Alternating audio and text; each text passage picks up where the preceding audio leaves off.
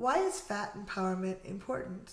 I'm Kathy Bertulli from theintimacydojo.com, and I'm here with Tamara Pincus from tamarapincus.com. And you're speaking at the Woodhull Sexual Freedom Summit this year about fat empowerment. Why is that important to you? Well, so people of size and fat people really are a stigmatized group in our culture, treated as though we are not good romantic partners, as though we're stupid. There's all kinds of negative Lazy. associations with our body size. Yeah, that's you. And, there's a lot of internal shame that fat people experience, and it makes them not feel worthy of really standing up for themselves in situations where they're discriminated against. Yeah.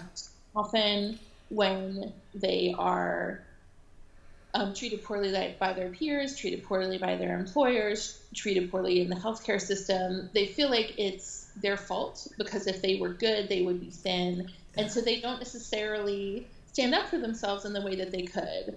And I feel like this workshop is designed to help people really sort of own their power as fat people and spread the movement just outside of ourselves. I really love that. I think releasing that internalized shame is so powerful.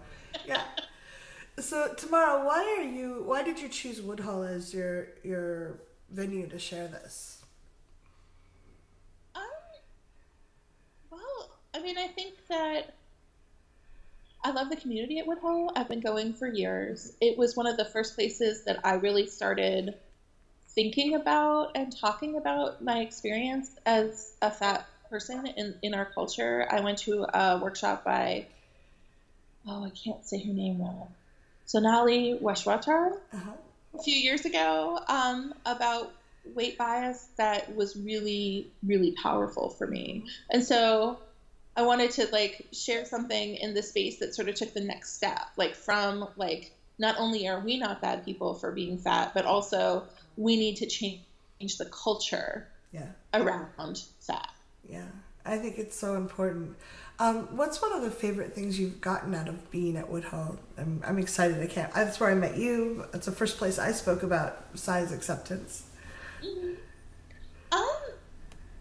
I think for Woodhull, there's a lot of connecting with people who are really smart, who really know a lot about sexuality, and are not just the people in the super professional space. I go to ASECT every year, but it's much more people are much more professional and held back, whereas at Woodhull people are really open and discuss the really hard stuff, and it's powerful. It is. I find that sometimes I hang out in my corporate job or talking to people, and I don't feel recharged in the same way when I hang out at Woodhull. I'm all these activists and people that really care about it and that are willing to put their time and their energy into it.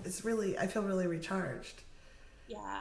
And I feel like that's so important right now, where it feels like the whole country is moving in this direction of less and less sexual freedom and less acceptance of people of color, of immigrants, and we really need to coordinate our fight. Yeah, we really do.